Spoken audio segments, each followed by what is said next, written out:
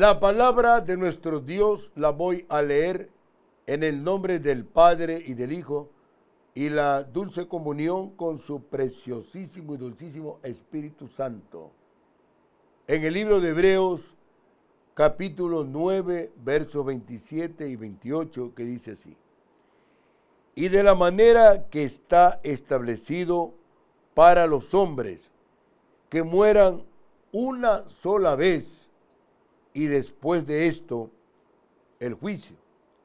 Así también Cristo fue ofrecido una sola vez para llevar los pecados de muchos, y aparecerá por segunda vez sin relación con el pecado para salvar a los que le esperan. El mensaje de esta mañana es: ¿hay vida después de la muerte? Los versículos 27 y 28 parecen presentar otro contraste entre el antiguo pacto y el nuevo. La ley condenaba a los pecadores a morir una sola vez, y después de esto, el juicio. La ley había sido dada a un pueblo que era ya pecador consumado y que no podía guardarla a la perfección. Por ello, vino a ser un medio de condenación para todos los que estaban bajo ella. El nuevo pacto introduce el infinito e invalorable sacrificio del Señor Jesucristo. Él fue ofrecido una sola vez para llevar los pecados de muchos. Nos presenta la esperanza bienaventurada de su inminente regreso, y aparecerá por segunda vez, dice, a los que le esperan ansiosamente para salvación y vida eterna. Pero cuando regrese, no será para tratar la cuestión del pecado. El Señor Jesucristo, el tema del pecado, lo acabó en aquella obra redentora que lo consumó en la cruz del Calvario. Volverá para llevar consigo a su pueblo al tercer cielo, a las bodas del Cordero de Dios. Esta será la culminación de su salvación para quienes lo han confesado como su Señor y Salvador mediante una declaración de fe a través de una oración. Ellos recibirán entonces sus cuerpos glorificados y quedarán para siempre fuera del alcance del pecado. La expresión que dice la palabra del Señor, los que le esperan ansiosamente, es una descripción de todos los verdaderos creyentes. Así como en estos momentos nosotros como pueblo del Señor le decimos: sácanos de este Egipto, porque vemos que nada se compone ni se arregla, antes va para allá, a donde está determinado en la palabra de Dios. Todo el pueblo del Señor Jesucristo espera su regreso, aunque no todos estén de acuerdo ni crean en el orden exacto de los sucesos que la Biblia enseña respecto y con relación a su venida. La Biblia no enseña que solo un cierto grupo de cristianos especialmente espirituales, serán llevados al cielo en el momento del arrebatamiento. Describe a los participantes como a los muertos en Cristo. Y nosotros, los que vivamos, si hasta entonces vivamos, los que hayamos quedado, esto se refiere a los verdaderos creyentes muertos o vivos. Así enseña la palabra de Dios en Primera de Tesalonicenses, capítulo 4, versos 16 y 17, que dicen así: porque el Señor mismo, con voz de mando, con voz de arcángel y con trompeta de Dios, descenderá del cielo, y los muertos en Cristo resucitarán primero. Luego, nosotros, los que vivimos, los que hayamos quedado, seremos arrebatados juntamente con ellos en las nubes para recibir al Señor en el aire, y así estaremos siempre con el Señor. Esto es palabra de Dios y usted lo puede encontrar en cualquier Biblia. Además, en Primera de Corintios, capítulo 15, verso 23, dice: los participantes o arrebatados son identificados como los que son de Cristo. Todo esto se resume en los principios fundamentales doctrinarios acerca de la resurrección. Como ser, primero, la muerte física es una consecuencia del pecado. Génesis 3:19 dice: con el sudor de tu rostro comerás el pan hasta que vuelvas a la tierra, porque de ella fuiste tomado, pues polvo eres y al polvo volverás. La universalidad de la muerte demuestra la universalidad del pecado. Romanos capítulo 5, verso 12 al 14 enseñan: por tanto, como el pecado entró en el mundo por un hombre, y por el pecado la muerte, así la muerte pasó a todos los hombres por cuanto todos pecaron. Pues antes de la ley había pecado en el mundo, pero donde no hay ley no se inculpa de pecado. No obstante, reinó la muerte desde Adán hasta Moisés, aún en los que no pecaron a la manera de la transgresión de Adán, el cual es figura del que había de venir. La muerte física solo afecta el cuerpo y no significa cesación de la existencia o la conciencia. Lucas capítulo 16, verso 23 dice: y en el Hades alzó sus ojos estando en tormentos y vio de lejos a Abraham y a Lázaro en su seno. Esto habla de la parábola del rico y Lázaro. El rico, cuando estuvo en la tierra, comía pavo, pollo, gallina, faisán, etcétera, todo lo bueno.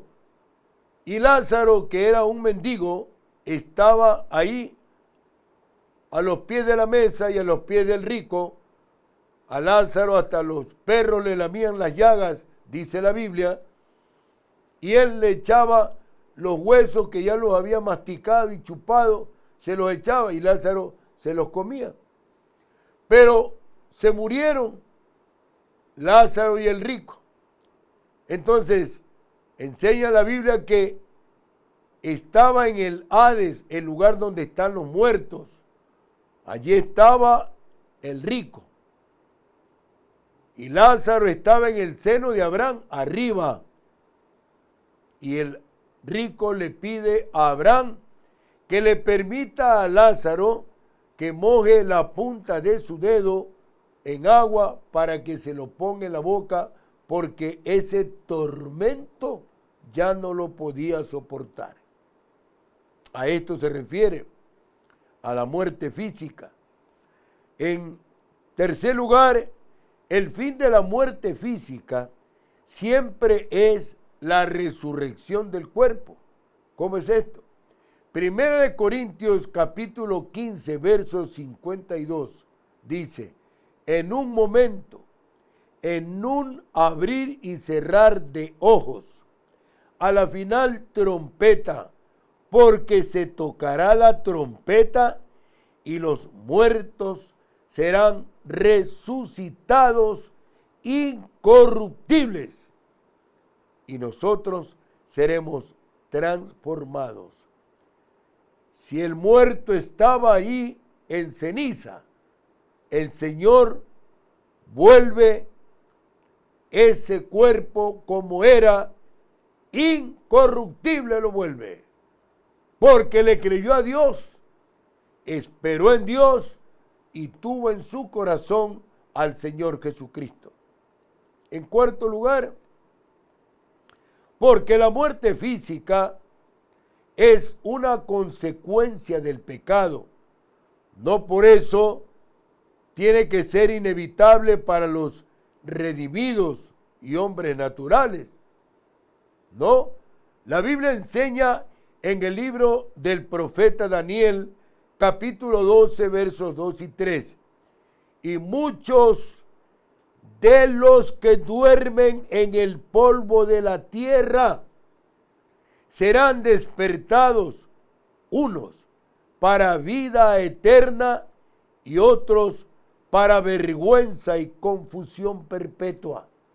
Los entendidos resplandecerán como el resplandor del firmamento, y los que enseñan la justicia a la multitud como las estrellas a perpetua eternidad.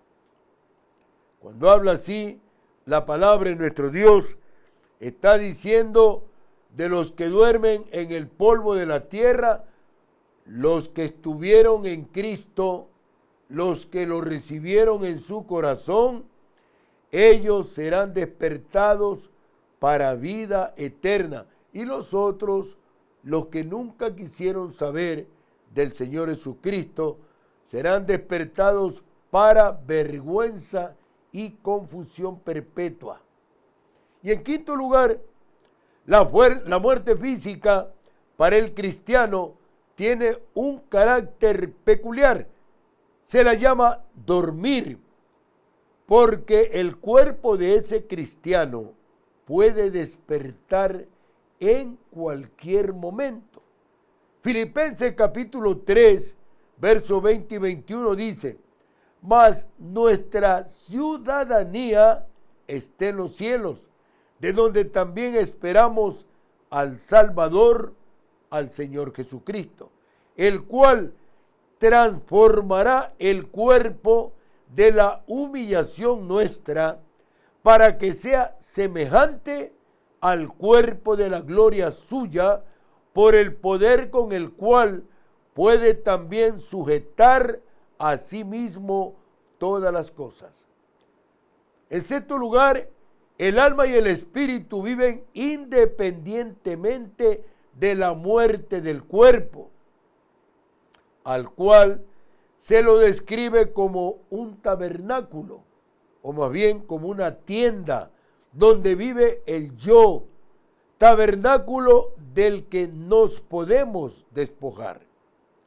En séptimo lugar, cuando el cristiano muere, inmediatamente está con el Señor y su cuerpo espera la resurrección cuando Cristo Jesús regrese. Filipenses 1:23 dice: porque de ambas cosas estoy puesto en estrecho, teniendo deseo de partir y estar con Cristo, lo cual es muchísimo mejor. San Juan capítulo 11, verso 25 enseña, le dijo Jesús, yo soy la resurrección y la vida. El que cree en mí, aunque esté muerto, vivirá. Es tan maravilloso creer a las divinas promesas de nuestro Padre Celestial, de nuestro Redentor y Salvador, el Señor Jesucristo. Si nosotros le creemos, el Señor dice que para el que cree, todo le es posible. Él es Jehová, Dios de toda carne, y para Él nada hay difícil. Escoge, hermano y amigo, estar con Cristo o estar en el mundo. Estar con el mundo y estar sin Cristo. En Cristo tenemos vida eterna, redención celestial. El mundo no nos va a dar absolutamente nada. Hagamos la voluntad del Señor. Finquemos nuestra esperanza en un porvenir cifrado en las promesas de Dios para nuestros semejantes. Bienaventurados aquellos que prometen lo que está escrito en la Biblia, porque eso se hará realidad. Un proyecto, un plan que lleven los asambleístas a la Asamblea Nacional con el sustento de la palabra de Dios, eso se realizará. Y un proyecto, un programa que lleve el futuro gobernante que se elegirá en el mes de abril, ese proyecto, ese programa se hará realidad si tiene el sustento de la palabra de Dios. Esta es Radio Morena, la gigante del Pacífico, la antena mayor del Ecuador, con su poderosa señal internacional, cubriendo todo el territorio ecuatoriano y saliendo fuera de los 4 puntos cardinales del país a través del glorioso mensaje de la palabra de Dios.